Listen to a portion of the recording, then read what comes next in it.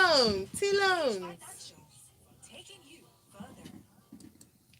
So we have a break in between. Smooth, Smooth 98.1, love music, love life. You're very welcome to today's edition of Freshly Pressed 981 with Valentine Ohu. And with Ayomiro Essay. Yes, Good indeed. morning. Good morning. We have the privilege of having a birthday man or birthday boy in the studio with us. He's the only analyst here today, and it's his special day. Happy birthday, Mr. C, and good morning. Thank you, Aya. Good morning, Aya. Good morning, Val. Birthday boy. Good morning, Lagos. Good morning. Today's the 19th of July, 2021. Save that date. Every year, it's the day of a special human being. That's right. Smooth Breakfast. All right, here's how you can be a part of the conversation today. You can go onto our YouTube channel right now and see what's going on behind the scenes. youtube.com/smooth 981 FM Lagos. Yes, you can also send messages through WhatsApp 0809 444 0981. That's 0809 444 0981. We start with the story, Mr. C. INEC counters National Assembly. Says nationwide e-transmission of election results possible. As with many comments from critics and past INEC commissioners saying that, faulting the government stance of, have putting a clause on the electronic transmission and saying, essentially that is going to negate the autonomy of the body. INEC is supposed to be independent anyway. But what are your thoughts on this? Okay, so last week, votes were taken in both the upper and lower chamber of the National Assembly concerning the Electoral Act amendments. And part of the contentious issues was the fact whether election results could be electronically transmitted. Now, the House of Reps, in passing the Electoral Act Amendment Bill, did say that it maintained the controversial Clause 52, and that clause gives INEC the discretion to determine when, where, and how voting and transmission of results will be done. Now, the Senate in approving its own version of the bill, did not apparently keep Clause 52.2, and rather said that they would instruct the NCC to decide whether INEC could transmit results. Now, I'm going to start off by faulting the Senate's position. Now, under the Constitution, INEC is the sole body given the right to conduct and supervise elections. Now, that being said, the proposal of the Senate to instruct the NCC to decide whether INEC can electronically transmit results is in violent contradiction of the provisions of the Constitution. It will not stand the legal scrutiny test.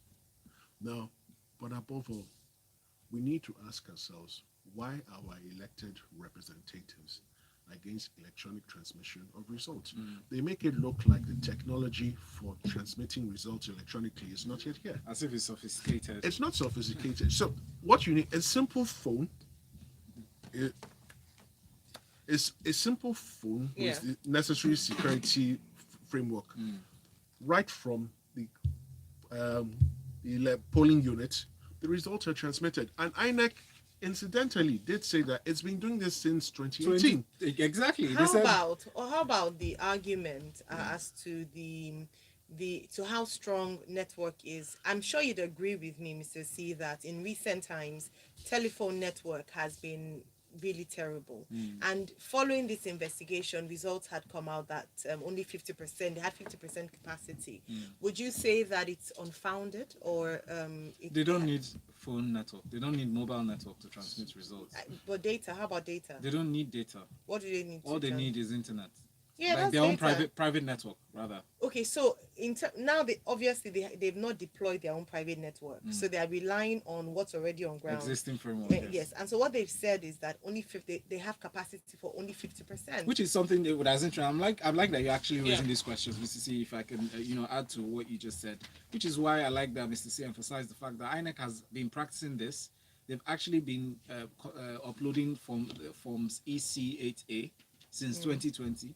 They've been carrying out the electronic upload since. So it's not as if it's something new that they haven't started. They've tried this, they've tested it, it's worked, which is why they are counteracting their allusions and saying this is going to be nationwide and not particular areas. Yes, sir. There's nothing complicated in transmitting results. And that is the honest truth. Okay. The reason why a lot of them are against electronic transmission of results is because they intend to rig. It's Listen, if you have nothing to hide and you're honest, why are you against electronic transmission? And let's not forget that on election days at the polling units, there are people there with their phones. As the results are declared, they're already posting it on social media. So you have an unofficial count already going on social media before the official count. Now, what they want is a situation where there's a complete blackout. They can continue to manipulate the figures. Now, they need to. I was going to ask that the next election, where are they going to count? Because I know counting is usually done on Twitter. So, no. Nice one. But sorry, Mr. C, let me link you with this. What the ex-INEC boss says. Professor Lai Olurade, he said he described the passage of the Electoral Amendments Bill 2021 as half-hearted and would not do the public much good. He also said something here. He said the condition attached to the approval for electronic transmission of election results, which mandated INEC to get approval from NCC, was a way of eroding autonomy of the Electoral Commission. There was another quote I was looking for that says it actually takes away, removes the human influence that negates what do you call it now? Any faults or any what's the word? I mean, human influence, really, negative influence to alter the results, authenticity of the results. Right, so we have from Mazi GK from Ago Palace Way saying, I don't see why we can't transmit electoral results online. We conduct so many exams online, JAM, driver's license, and so on. So why is this different? Besides, a simple calculator, if you enter 1 plus 1, it will give you 2. So why do you have to count with your hand? No, in election, 1 plus 1 is not usually 2. Oh my goodness. Today's Monday. Interesting. The Vanguard has this next story, Mr. C, I'd like you to touch on. Withdraw order on reporting of terrorist attacks within 24 hours, or that's SERAP sounding off to the federal government, acting like the Avengers of Nigeria. They said the Socioeconomic Rights and Accountability Project, they've asked the President, Muhammadu Buhari, to urgently instruct the Minister of Information and Culture, Mr. Lai Mohammed, to urgently, and the National Broadcasting Commission, NBC, to withdraw within 24 hours the directive containing a sweeping gag order banning journalists and broadcast stations from reporting details of terrorist attacks and victims across the country. This story dropped last Friday after we finished Freshly Pressed, a few hours after. And to me, it just felt like, okay, fine, you were listening. Interesting. Thank you for listening. And then the second thought was, then what do we report? If part of the international treaty that Nigeria signed to, as with some of the clauses in our constitution that we adhere to that provides for freedom of information, and you're asking us not to report what's going on in the country with facts and figures, what then do you want us to report? So, this story is another sad incident in the growing impunity the NBC, as the regulator of the media space, continues to embark on. Now, this directive was issued and there was no reference to any known law. So the directive is literally floating in thin air. Now, Nigeria has signed up to a number of conventions. Article 9 of the African Charter on Human and People's Rights and Article 19 of the International Covenant on Civil and Political Rights frown against directives like this. Now, the truth of the matter is, what is news? News is reporting events as they have happened. Now, when you begin to decide what details are reported and what details are not reported, whatever is left, can you really say that is news? Now, it is the right of every Nigerian to be properly informed as to what is going on in the country. Now, it is clear that this government is embarrassed that despite its many protestations, the security situation is completely out of control. They simply do not have a grip on the security problems. We all thought, or some of us thought, that if you remove the security chiefs, appoint a new set, it will get better. No, the problems are deeper than that. Now, the truth of the matter is there has been a consistent move towards gagging human rights of Nigerians. And please go back to 1984. The moves we've seen now, how are they different from Decree 2? of 1984. Now, beyond that, you have a vice president who is a senior advocate of Nigeria. He's a well-respected lawyer. This NBC directive, was it passed through the Ministry of Justice to ensure that it sits well with the body of laws Nigeria has before it was issued? Now, if it wasn't done, it speaks to the confusion that is this administration. If it was done and the Ministry of Justice okayed it, then it's extremely shocking because they ought to know better. That's if it passed through them. Yes, so I've run through scenarios. The first scenario is it didn't go through them. Yeah. It's just confusion. Now, if it did go through them and they approved it, it is very shocking. But I like SERAP. SERAP has always stood up for the rights of every Nigerian, and I congratulate them and I continue to encourage them. They must test this directive in court. Remember, we still haven't sorted out the Twitter ban, which we wasn't haven't. known. That ban is not known to Nigerian law. But it's been enforced. That's If that we too. don't to guard our rights, Their defense describes it as ambiguous. They did say that they're advising radio stations, television stations, and journalists in general to stop glamorizing and giving too many details on the nefarious activity of terrorists and kidnappers.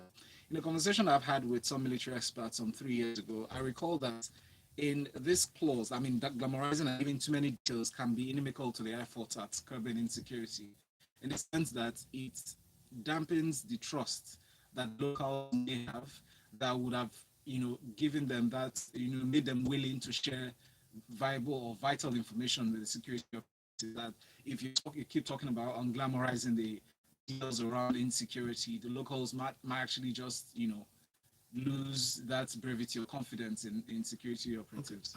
I think I'll disagree. I'll explain why. Let's take any of the reports we've taken this year. The Kankara kidnapping. What was the report about? At this time, X number of human beings were taken away. No, but that's speaking about you and about us, Freshly Pressed. But you can't say the same for every other news outlet or radio station, right? The way we report news is completely different from the way many people report news. Some others might sensationalize it when we're reporting facts and figures. But the truth is, let's look at international standards and how it's done in other parts. If that's the case, when they said, I was like, outfits like CNN and BBC would be And out Fox of work. News, right. Because what I would say is that, and this has consistently been an issue with this administration, rather than dealing with the issue, you're pointing fingers somewhere else and saying you sort your own out. Thank you. Why don't you deal with the security challenges we have so that there are no sensational stories to report in the news? Or even beyond that, why don't you target the particular people that are flouting these laws? Because that's your job as NBC. You're the regulator of the media. You send letters and you give fines to radio stations that win. Continue. No, but it's the truth. Continue. But You will get letter. Let's just No, but it's the continue. truth. Like, if you find people wanting, send them direct letters instead of Absolutely, of giving course. On a broad serious note, I directives. totally agree with you. To shut everybody up. But see, it speaks to a larger problem.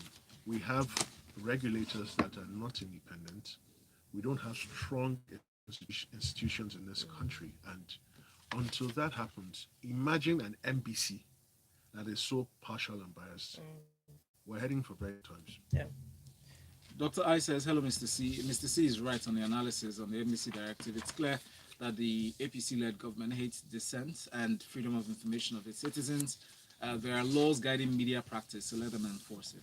All right, thanks. We'll go on a break. When we come back, we'll continue the conversation. We still have a number of headline stories to get through, so do stay tuned. Name is Shay Shay. You are listening to Be talking to them. Tell them that. That's the first time I actually felt like...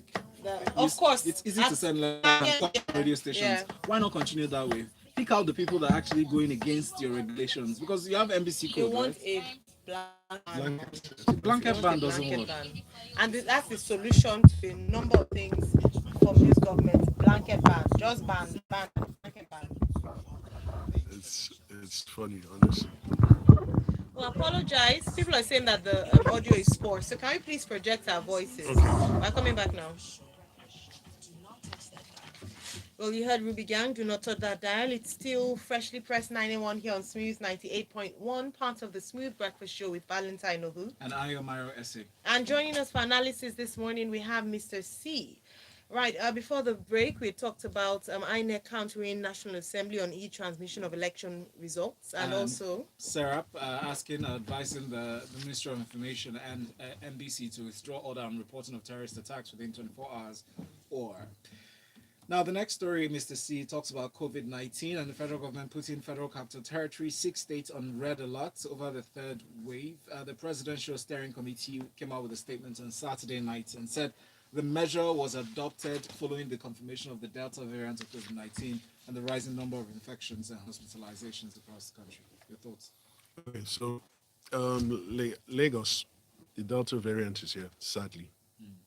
And the Presidential Committee has placed a red alert on 6 states: Lagos, Oyo, Rivers, Kaduna, Kano, and Plateau.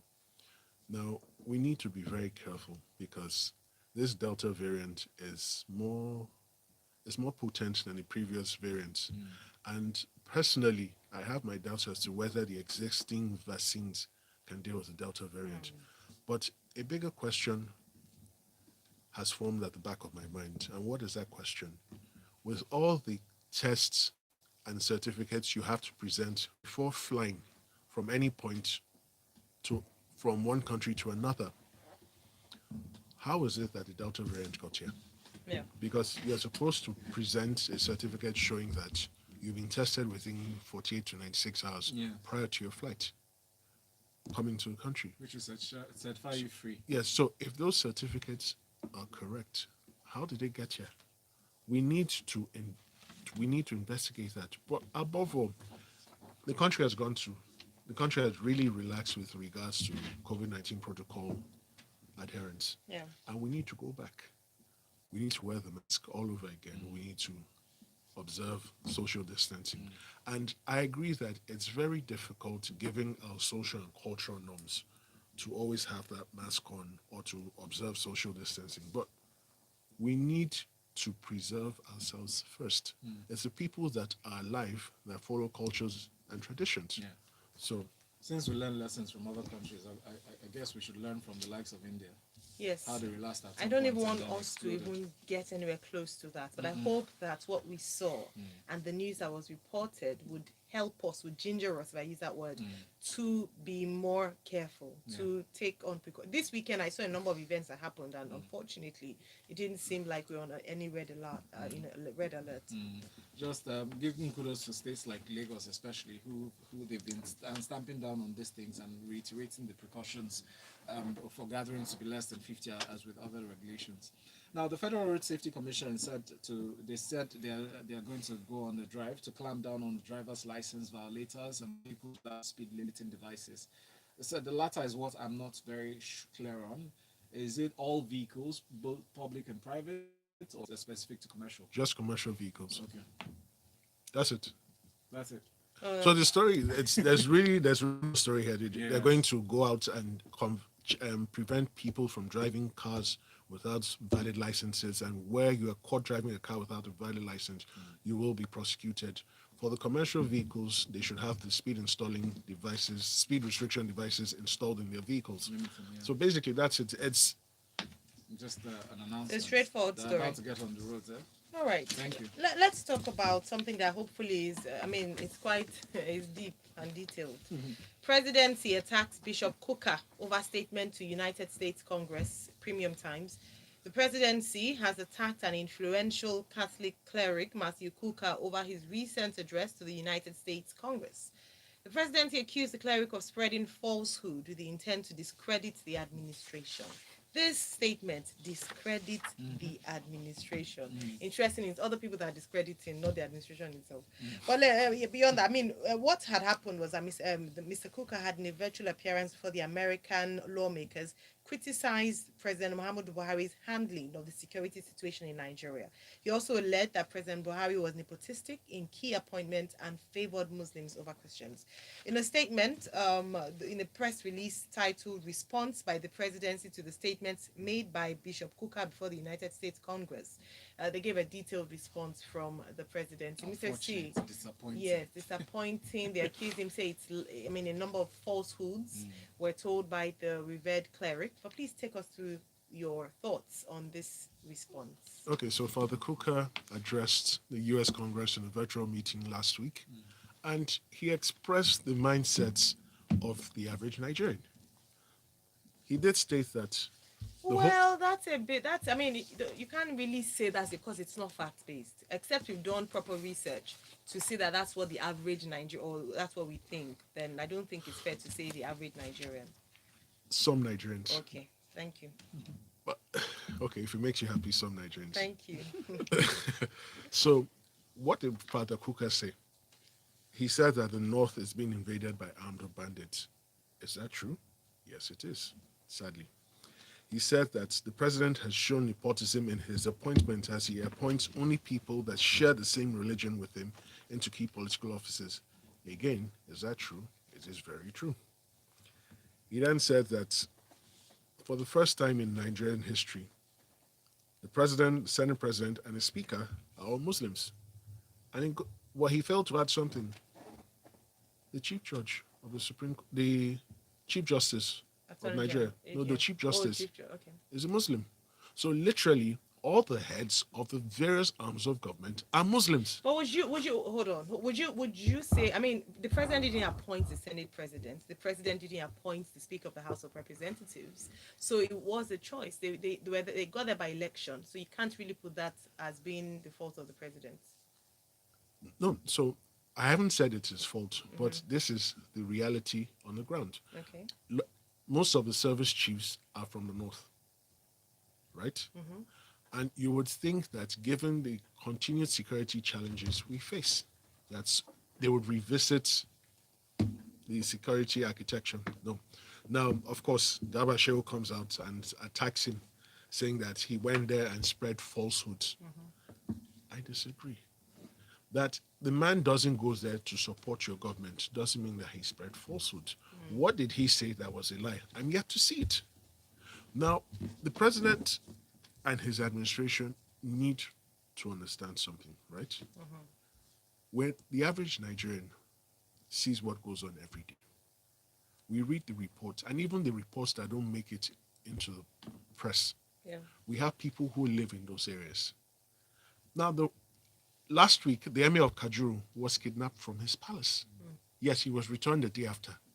But if we've gotten to the point where a senior traditional ruler is removed physically from his palace, what else needs to happen before it is understood that we're in a very dire situation? What do you make of the statements made by in the response, the Gabasheo saying that only this government has put forward the first and singular plan in nearly a century to address herder farmer challenges? Would you say that this government has responded adequately to the herder farmer challenges? They've even mentioned that it's a fact recognized by by international NGOs, including the International Crisis Group. That's one. Then he also says that the assertion of the bishop that only Christian schools are being targeted by bandits or terrorists is not supported by the facts on ground. What do you make of this? Because there are specific things that Gaba Shehu addresses in terms of what Bishop Kuka said. Okay, so I'll start by saying that I haven't seen where Father Kuka said it was only Christian schools being attacked. So I don't know what Gaba Shehu was responding to. Then furthermore, what was your first question again? It was with regards to the farmer herder clash. No, yeah, good. This administration continues to refer to incidents where farmers are killed, their farms are destroyed, their foodstuffs are stolen and destroyed as challenges and disturbances. You need to call it by the name it is.